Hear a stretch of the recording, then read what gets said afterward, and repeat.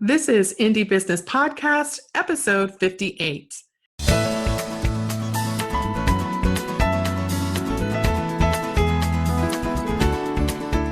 Hello and welcome to this episode of the Indie Business Podcast. I'm your host, mentor, and coach, Donna Maria, the founder and CEO at indiebusinessnetwork.com and the hostess of the Indie Cruise Retreat and the Maker Mastermind Experience. My goal is to help you build a solid business foundation, increase your income, and use your business to create the life you love. On this episode, I'll introduce you to Wynne Salvatore of Purely Lisa in Greenwich, Connecticut. Inspired by her mother, Lisa began her entrepreneurial journey with an insatiable curiosity about all things natural. She has 9 certifications in the natural arts arena, and her Connecticut-based offices provide in-person services to help women be healthy from the inside out. Lisa's product business is a natural deodorant, which, as you'll hear, has been certified by the Clemson University Organic Certification Program. You'll learn all about that and more in this episode, which is also filled with Lisa's tips to help you be more successful on your entrepreneurial journey.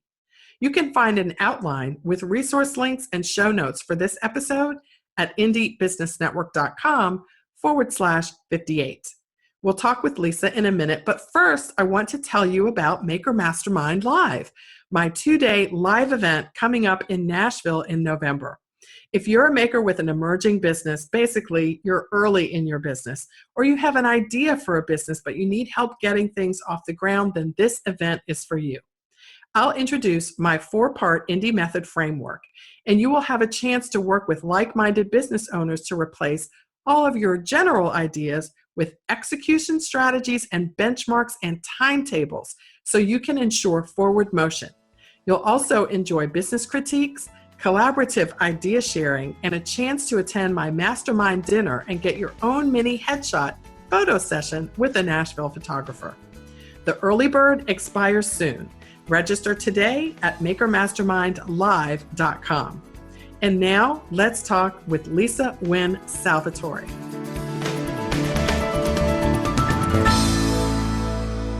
Welcome, Wynne Salvatore from Purely Lisa and Pure Pits in Greenwich, Connecticut. Welcome to the Indie Business Podcast, Lisa. Good morning, Donna. So happy to be on here with you. So, Lisa, you have such an amazing panoply of different sorts of things that bring us here today to share your story. And we have so many things to share. I want to first introduce everyone to you by way of your amazing background in like the alternative health, natural sort of care industries. Can you bring us up to date? Because you have quite a history in this modality. Sure. I'm happy to, and thank you. I started in this field when I was 16 years old, and I'm 59 now. And I was raised by a beautiful mother who was a runway fashion model and designer, and just gorgeous. So really teaching us all in my family of 5, about health and wellness, and we always had great food to eat. But more importantly, we talked about too, how did we treat our bodies inside and out? So with that in mind, at a very early age, I started into the cosmetic industry and skincare. And then from there, I became a licensed esthetician. And then from the aesthetic field, I went into massage therapy and allied health science that I studied in New York. So I'm certified in all these different arenas here. And then from there, I went into nutrition and studied at the Institute for Integrative Nutrition and Allied Health Science there too, along with the Columbia University program. And then from there, I went into meditation and became a certified meditation teacher. And I'm also doing the work of Dr. Jean Houston with meditation and different states of consciousness. So I think all of that really gave me this great ability to look at the person as a whole and how I was treating people with my aesthetics, as well as something I did called physiognomy. So I could look at a facial skin and see what's happening on the exterior of the skin, and also be able to determine what's happening on the inside of the body. So all of this nutrition and allied health sciences and anatomy and physiology led me to, I loved product. We always had a thing for product in our family. And so we were always trying every product that was out there and imaginable. And I repped for a lot of different companies, but what I was finding is chemicals were causing problems and we were getting lots of returns. Now, having said that, we also know in nature that there are some things that cause problems too with natural. So we need to be careful. Even with the cleanest of ingredients, sometimes somebody can have a reaction. Mm-hmm. So having said that, that's how I got started. That's incredible. So let me pause there for a second, because you have, I mean, I don't know, we obviously can't count them here, and you may not actually be able to count them yourself really quickly, but you have continuously throughout your whole life taken classes and programs that deliver certain certifications to you. So that's correct. Yeah. So let me ask you nine this. different certifications. I have 9 different certifications and licenses. Yes. Mm-hmm. So is this something that you planned in advance, or did you just go, oh, I got that one and now I'm interested in this and I'm going to put all these together in a business? I mean, did this come as a part of a planned package for you, or did it sort of unfold as you went along? No, I think that there was sort of a marinating of sorts of all of this in my field, because I had such a passion at a young age for health food, and I was really interested in organic and the difference between organic and natural. So I think as I went along, I'm a massive student. I'll always be the student, which I just love, and I just keep on studying as I'm doing now. I'm still studying now, all these years later. So it was sort of an organic flow, pardon the pun, but that's how it all happened. And I just became more and more interested in these fields. So with all these certifications and all the services that you can provide, and some of which you do provide, which we'll actually get into later, you have always had an overriding passion for products. Like, so is that because you like to touch things? Is there a tactile thing there? Do you like making things better than you like providing services? Like, where does that come from? How can you explain that?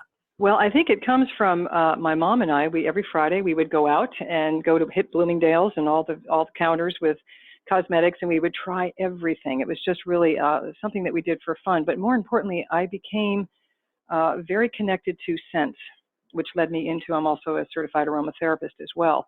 So I think the scent was the first thing, and then there of course was, you mentioned the tactile. That was another great aspect to what it was that I was doing.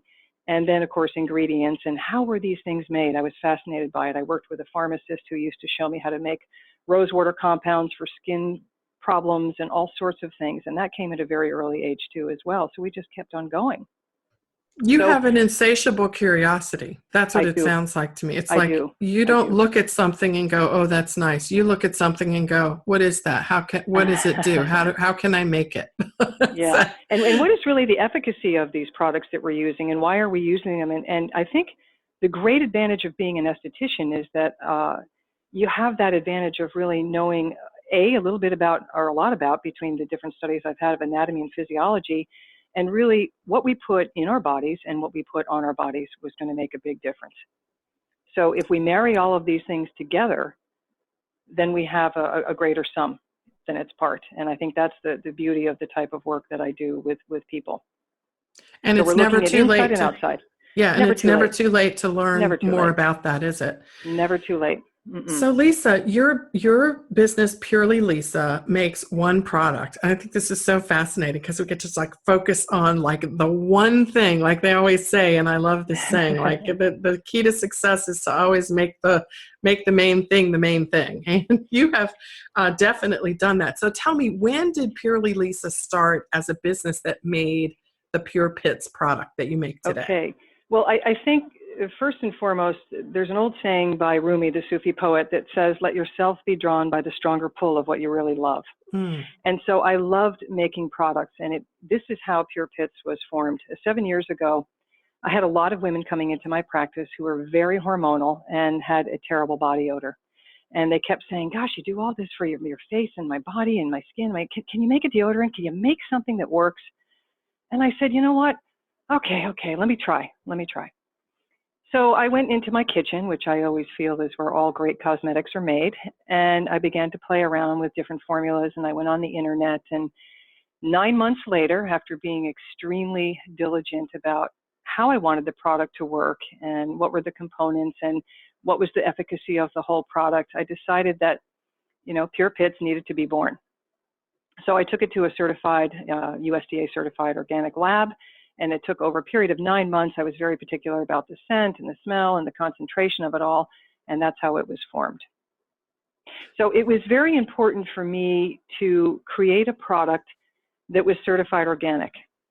Now, there's a great difference there. Now, we do use baking soda. We can't call that organic because baking soda is something that's mined. And I think there's a big misnomer out there. It's baking powder that has the aluminum in it, not really necessarily baking soda. And so ours is mined. But beyond that, the certified organic ingredients are really important because it's important to know what's in a label. You know, beware of the hidden dangers that are lurking in your personal care products, because even though we're told that, oh, we only use a small little percent. Well, if that small percent of something like benzyl benzoate, polyquat 10, phenoxyethanol, disodium EDTA, all of these things, even though there's small percentages in them, they still can migrate into our body because the skin is the largest organ of the body. So there's a great distinction there in the difference between a label that's natural and a label that's versus certified organic. And also that claim is heavily regulated by the USDA. Right. So let's talk quality. about that for a second because, well, let's go back for 1 second because you're talking about some things that are really interesting, and there's a lot of very, very, I guess, weighted discussions on all sides of these issues where ingredients are concerned. So I don't want to get too deeply into that, so that we confuse anyone about all the different scientific studies, because we don't have time to talk about all those. But what I do want to ask you is, when you started playing around with different formulas to make your deodorant product, did you start off looking for organics, or was that something that came later after you got a formula down? Like, how did you approach that? No, because everything that I do and I have done is either wildcrafted or certified organic. So this has been part of my practice and my nature and everything that I stand for probably already 30, 35 years now. So this is so fascinating to me, because you are one of the only small indie makers of cosmetics that I know of that makes one product and one product only. And there's so much genius in that, because obviously you're organically certified. Like, that takes a long time and it's not cheap. And so you have to have the resources available to do it. And one of the ways I'm guessing you do that is by not making this and this and this and this. Like, you're not making everything you can make well. You're making the one thing, as we talked earlier. So, like, how did you decide that? How did you? I think I knew I had a winner, and I think that's what it was that the efficacy of the product became so great that I stepped into Whole Foods. I had developed a relationship with some of the folks at Whole Foods. And I gave samples out to the body care buyers. And when you did that, like, did they ask you, like, what else do you have? Did they say, okay, they have. They have. And I have some things that are in what I call under my lock and key, but I haven't produced them yet because really, besides one very, very near and dear partner of mine that helps behind, is the face behind also Pure Pits. It's a lot of work just to do one product. It is. And if you're going to do one product, you need to do it really well. You need to take a look at what everyone else is doing and do the opposite, which is exactly what I did. I went and studied and looked at all the deodorants. And so a lot of people ask the question, why is mine so small? I made it that way on purpose. And I made it that way on purpose because it's a concentrate. And it's travel and gym bag friendly, and it lasts for up to 5, sometimes even 6 months for women. Now, men, because of hair under their armpits, if they choose to have hair under the armpits, some men shave, some don't, then it won't last as long. So I knew I had a winner right at that point, and I wanted to stay with that and remain very focused with a razor sharp vision on where did I want to take this product. So that's how I started it. And I started within Whole Foods, and I marketed within Whole Foods. I was one of the top 10 vendors in 2011. Your business brings together so many things that make a business work. Like, you've got the focus of the person behind the business. You have a product that is, easily to duplicate. Like, it's the same formula over and over and over again. You have a small container, so it doesn't take up a lot of space. It's easy to ship. It doesn't take up space for you, and it doesn't take up space for your customer.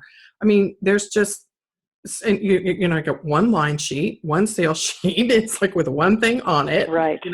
One minimum order. And so, like, again, I just want to ask you do you have to resist the pull of, oh my gosh, look at that new ingredient and that new package. I want to try it. Like, do you do that behind the scenes and just play knowing that you're going to stick with what works for you? Or is that something that you have to resist as a curious and creative person? Wow, I think I want to try this and put this out there too. Well, I can answer sort of yes to both of it, but at the same time, I have to rein myself back in because I took a lot of pride in making this product, and was very careful. And in fact, I've had it stability tested. I have BPA-free packaging.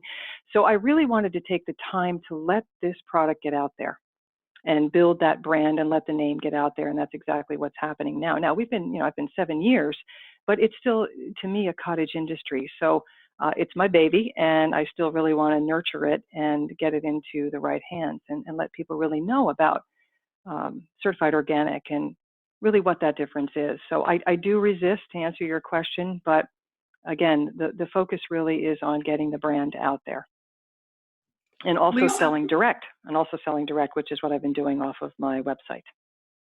Well, that's my next question. So when you started, did you start off online? Oh, my dog is barking, so we're going to pause for a second here. Sure.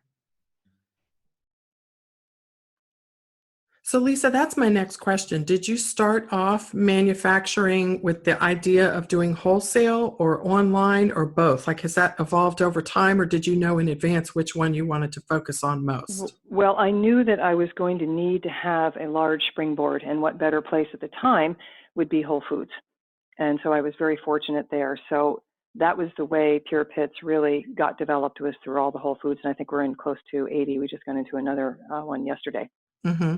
So from there, I also thought, I'd really like to take this direct. I think that there is something to be said about direct sales. So that's what I'm working on very hard right now, which is why I've come up with these fun little videos that we're doing to get the brand out there. I think video is very important to use, using the user-friendly content. It seems that lots of times, sometimes people don't have the time to read a blog. So what a beautiful way to get your product out there and have fun with it by doing a video. So I had both visions, but I first knew that I had to use someone that was much greater than myself to get the product out there, and that's exactly what I did. And then now we are wrapping back around and also having sales direct. Such a methodical approach. I'm so excited to see how it's worked for you. And I have to say, too, it's been interesting for me to watch because you've been a member for a long time. And all of a sudden, Lisa, and I follow what my indies do. And I think just over the last couple of months, you started showing up with these videos. And I think I even emailed you going, are these new or have I been missing them for all these years? So tell me about how that is happening for you. Like, were you, I know I talked to a lot of people who are like fearful of video. It doesn't sound like you were. It sounds like it just wasn't the right time. And now it is. That's right. Well, I'm very lucky. I'm one of 5 siblings, and I've got great brothers and sisters, and all of them who are very talented in their fields. And one of them was a producer and director for a number of years for HBO, and a 2-time Emmy winner. And Stephen helped me tremendously with video and kept saying, Lisa, you've got to do video. You've got to do video. And I said, well, okay. So what do I do? He said, just go have fun with it. And so I think you've seen a few of them, and that's what we're doing. We're just picking anybody. It could be anybody off the street that wants to engage in Pure Pits, who knows a little bit about it, and I've given them some product, and we just shoot a quick video off of an iPhone. It doesn't have to be fancy. I'm so glad you said that. I was looking through your Instagram yesterday, and there was your face. I think it's like a 9-second video. Hi, I'm Lisa. I'm so excited. I have this deodorant. I can't wait to meet you. Bye. And I was like, I watched it like 3 times because here's what I got out of it. And I want to ask you about this too, because I want to get as a fairly new person to doing this, what your advice would be to others who are, new to it and know they need to do it, but are avoiding it for some reason. The thing that was so fascinating to me and so drawing, I guess, was just that it was just you and you were being nice and there was no fancy set in the background. You just picked up your phone where you were with your cup of tea in one hand and your phone in the other and were saying hi to me. Yeah. Yeah.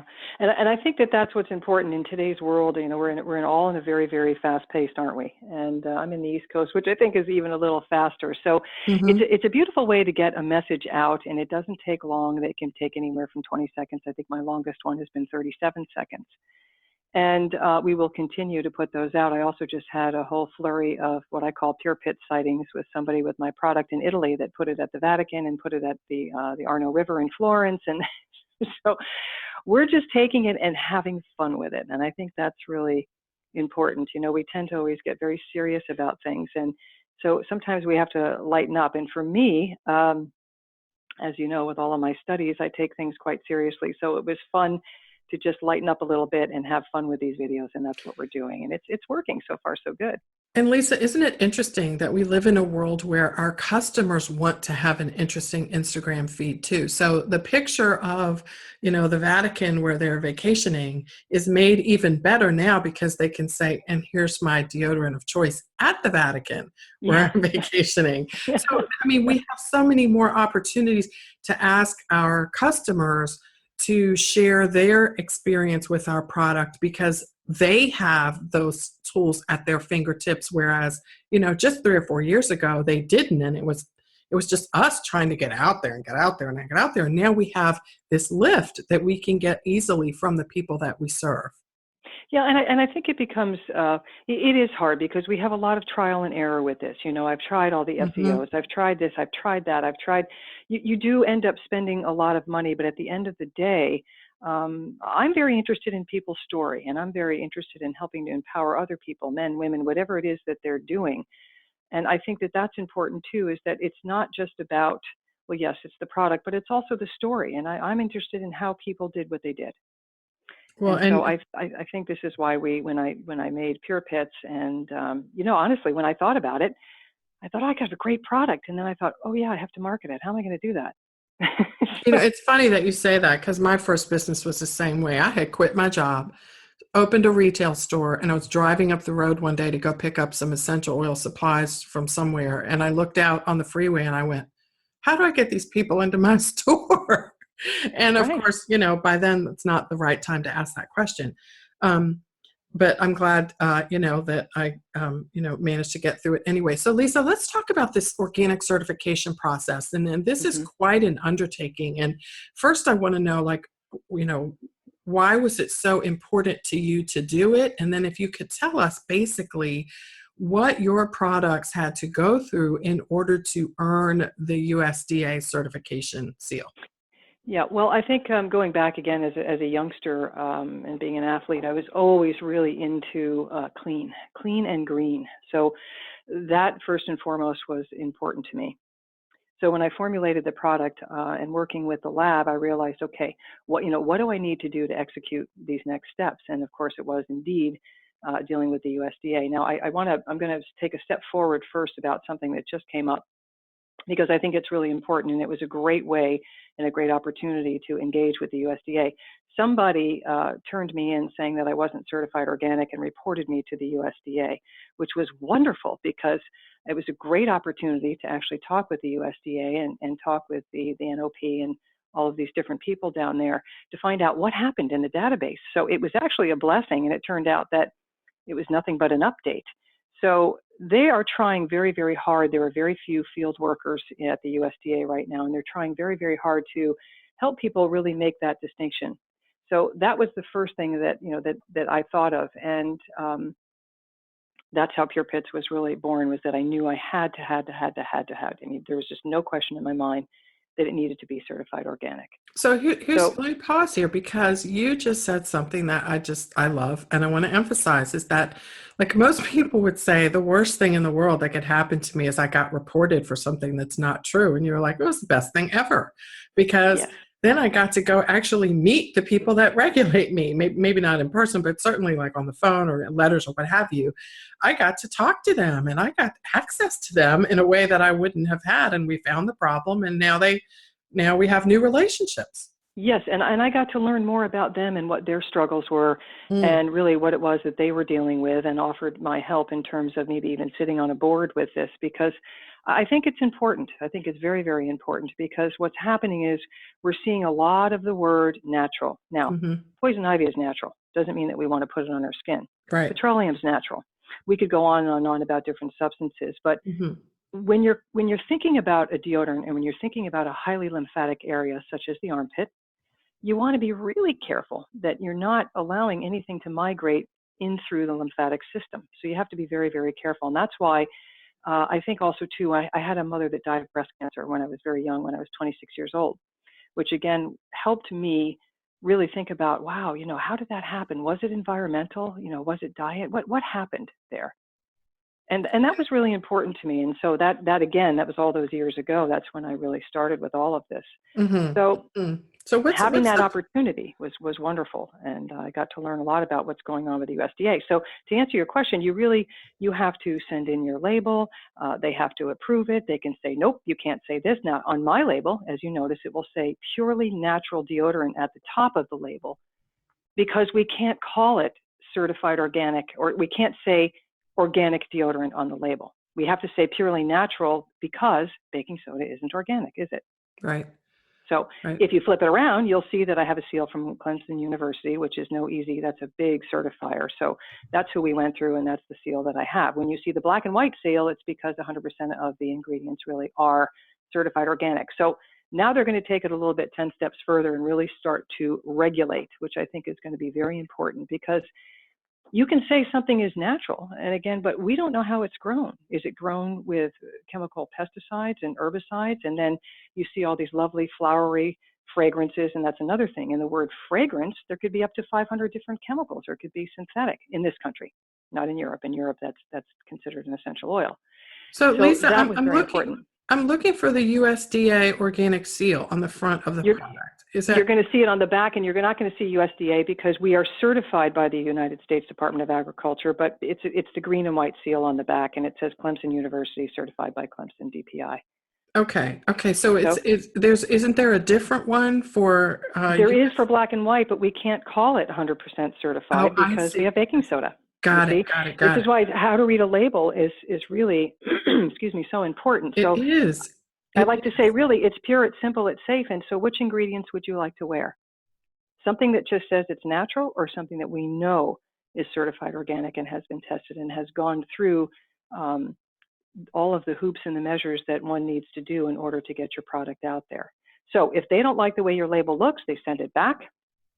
You have to reconfigure it.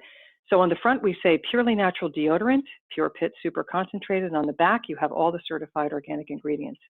And then you also have the seal. You also have that it's recyclable as well, and BPA-free plastic.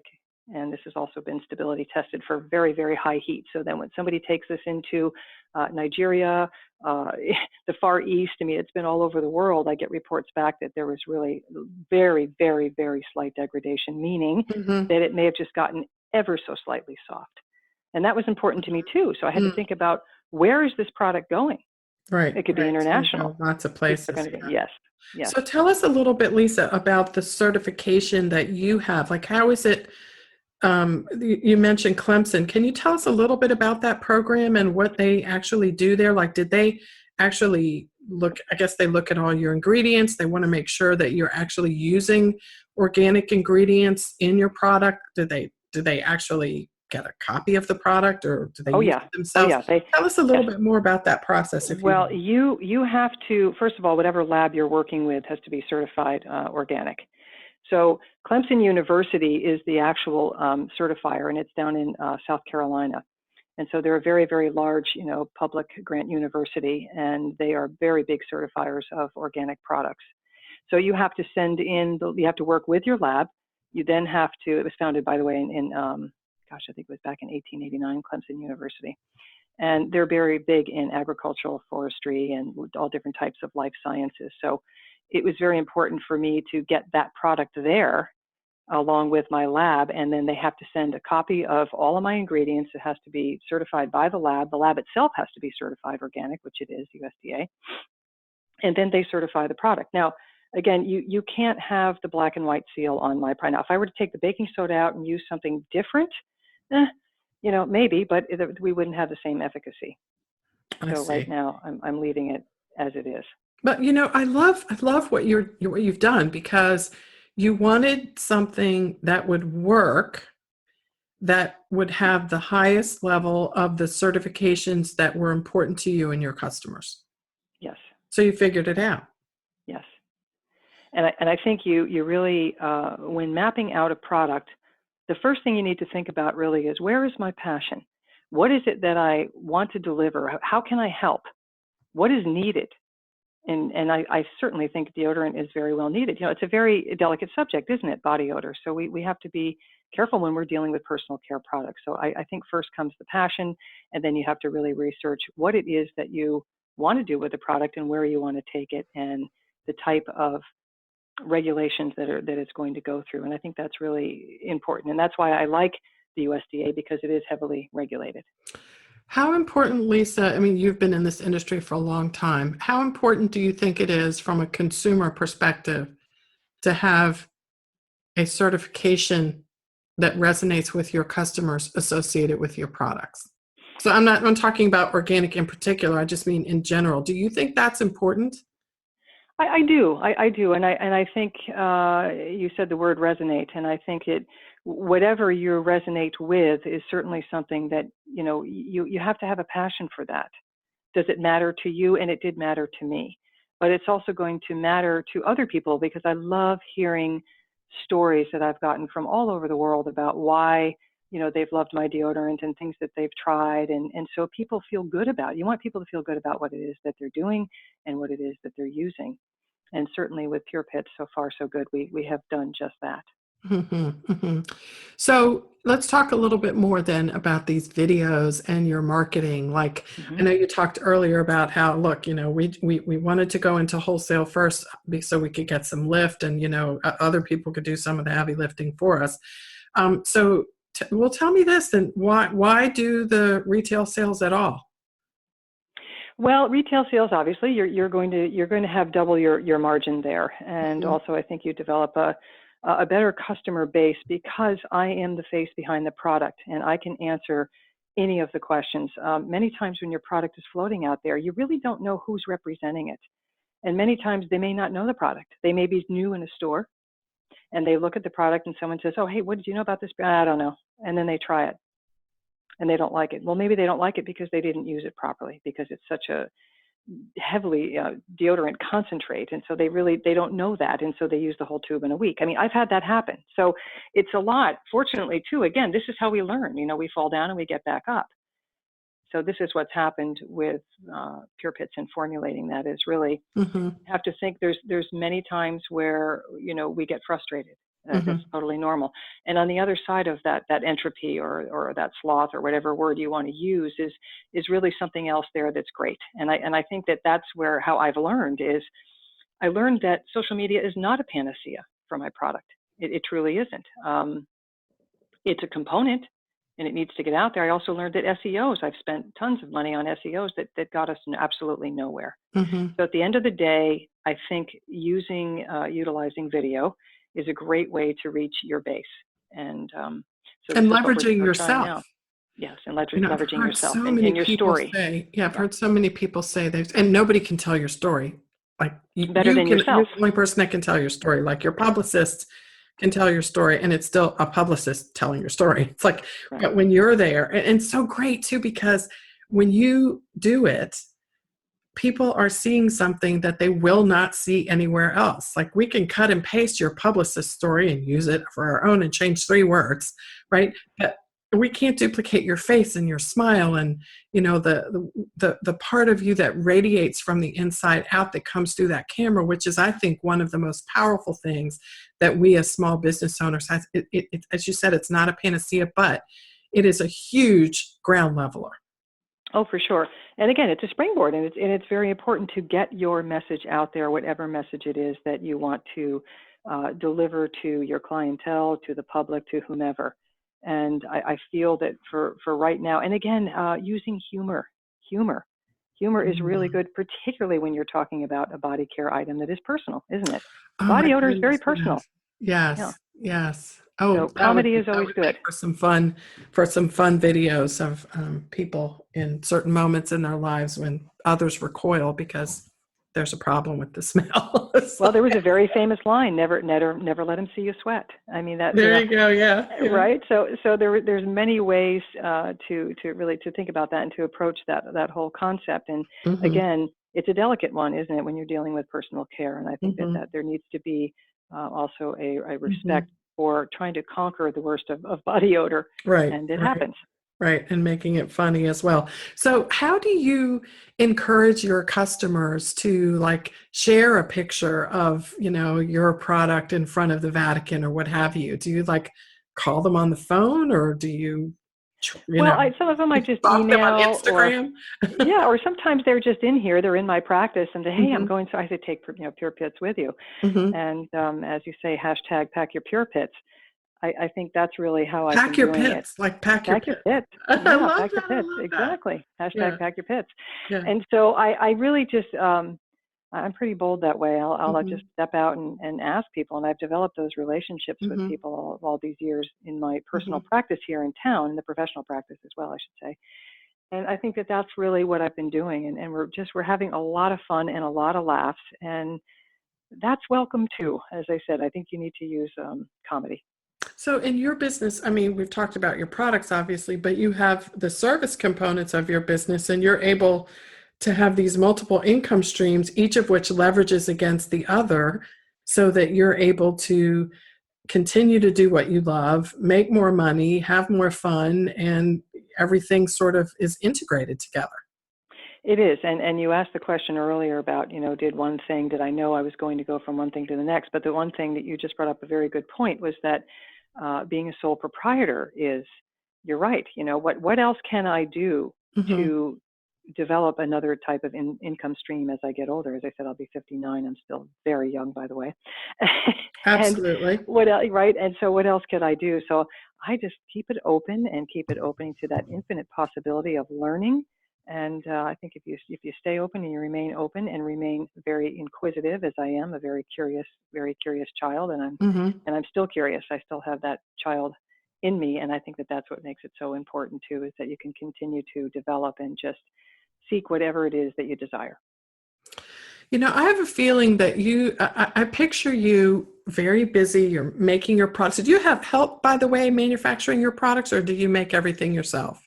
No, it's made in a USDA certified organic lab. That was of the utmost importance. So it's manufactured in a lab. It's sent to me, and then I do all of the air bills, all of the packaging, and mostly all of the marketing, along, as I said, with a dear friend who has put her heart and soul into my company. So I'm very, very grateful. That's and I'm wonderful. very grateful for everyone who has helped me, even the times and even the amount of monies that have been spent and allocated for all of these different things. It was all good, because this is how we found out what works, what doesn't work for my product. I can't speak for other people. I can only speak for my product, with some of the things I spoke about with SEOs and all of that it's not a panacea. Right, but you can speak about the fact that there's a lot of trial and error here. Like, I think I talk with a lot of people, and you probably do as well, new entrepreneurs who are looking for the system.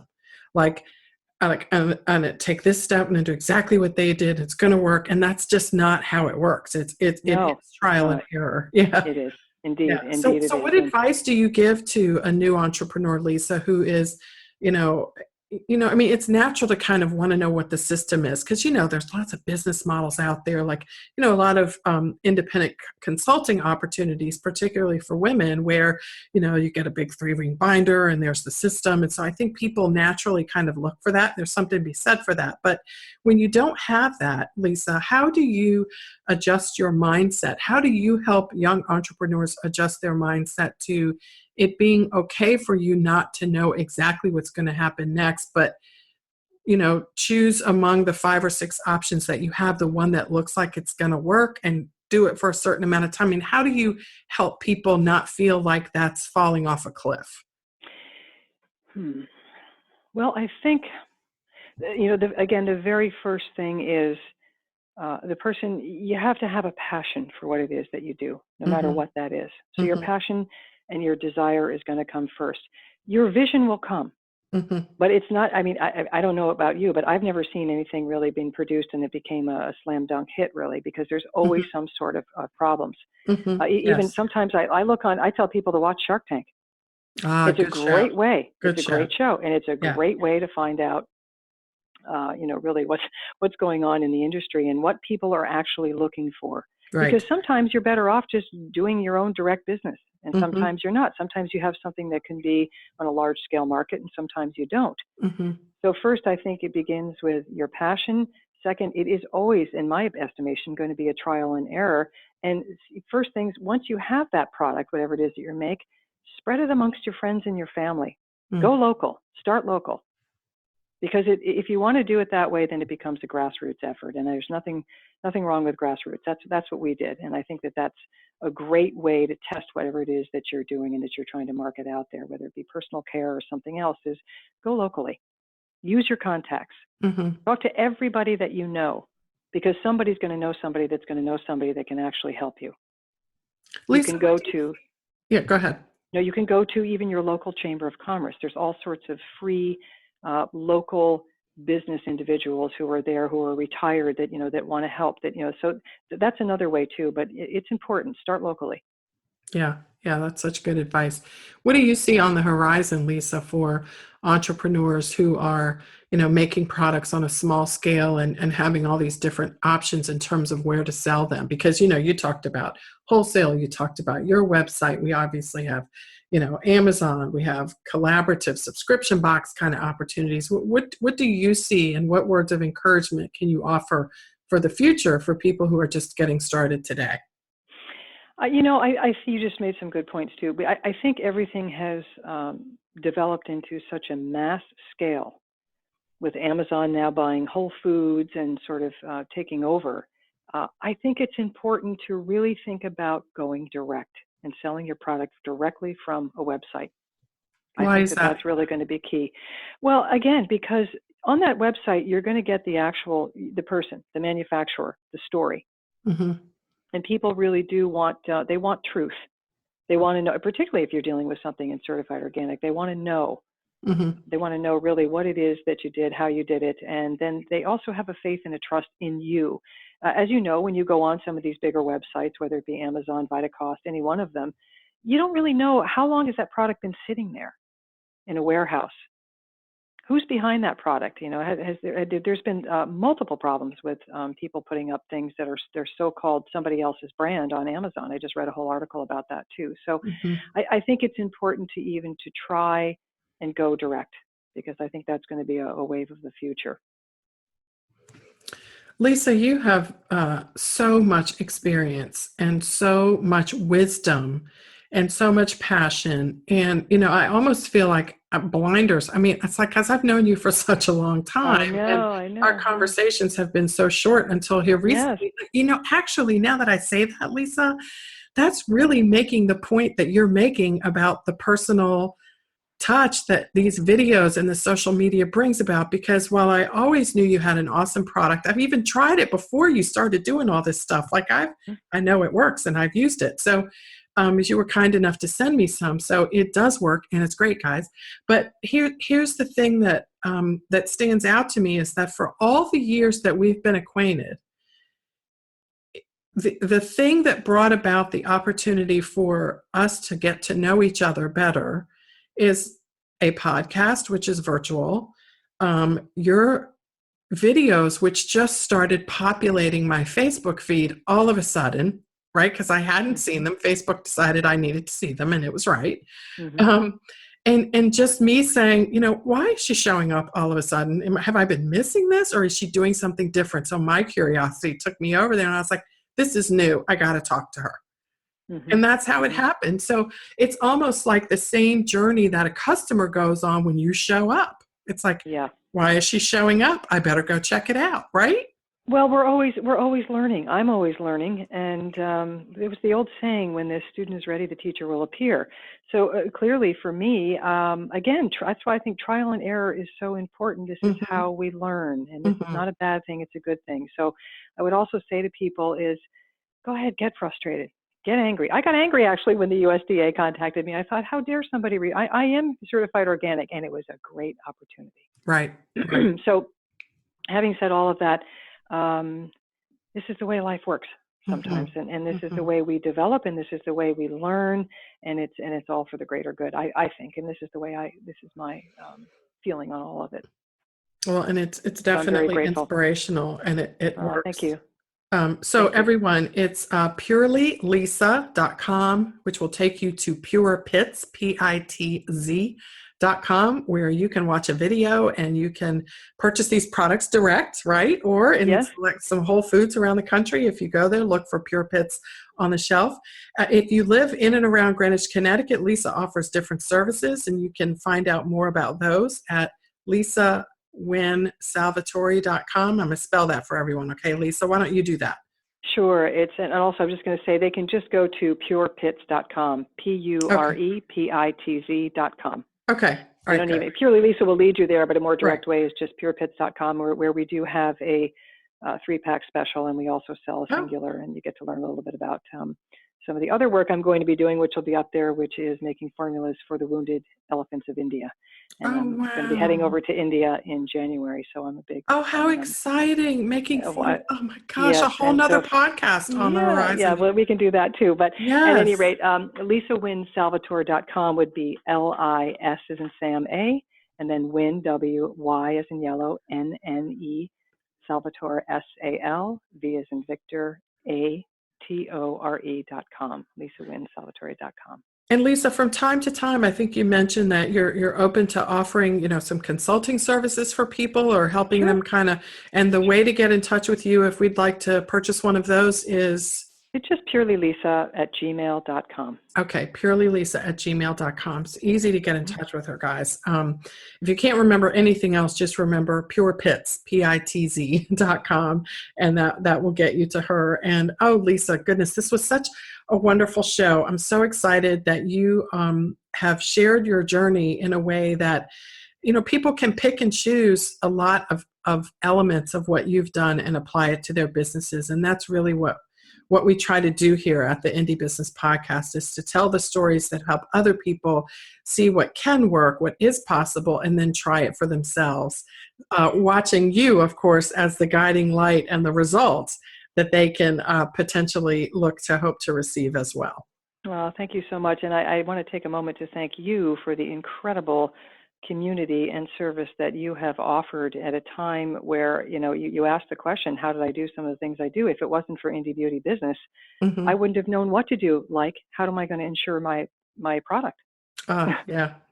So, and how am I going to find some more resources, and who am I going to talk to? So providing the community that you have has just been invaluable, and you're such a pioneer yourself. So thank you. And I'm very grateful for this time together here.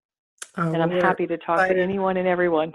Yes, talk to Lisa. We're obviously very excited to have you here as a member of the Indie Business Network, Lisa. We'll be talking to you soon. In the meantime, I hope you have a safe trip to India in a few months if we don't talk to you, and we'll love to hear how the work goes with the ointments and things that you make for those beautiful, majestic animals. Yes, you will indeed. Thank you so much, Donna. All right. Thank you, Lisa. Bye-bye now. Bye-bye. Have a great day. Well, I hope you enjoyed my interview with Lisa Wynne Salvatore of Purely Lisa in Greenwich, Connecticut. Let's review some of the tips Lisa shared in this episode. 1, find the intersection of your passion and what resonates with your customers. Lisa says that there's no way to be a success at anything if you're not wholly passionate about it. She has combined who she is as a person with a desire to create a product that people can purchase and use over and over again. Lisa has also built numerous manufacturing efficiencies into her business. Find those wherever you can in your business too. Number 2, earn a certification that is important to your customers. If something is important to them, there is probably a meaningful certification for it.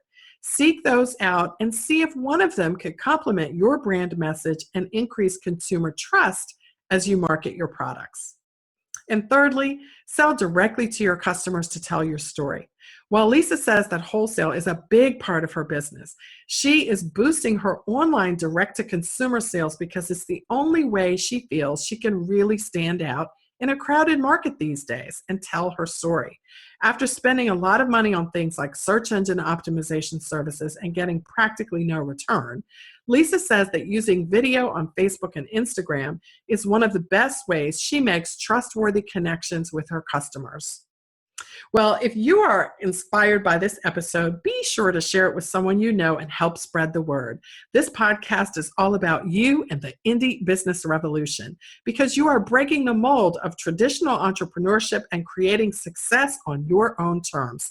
I'm so excited to be on this journey with you.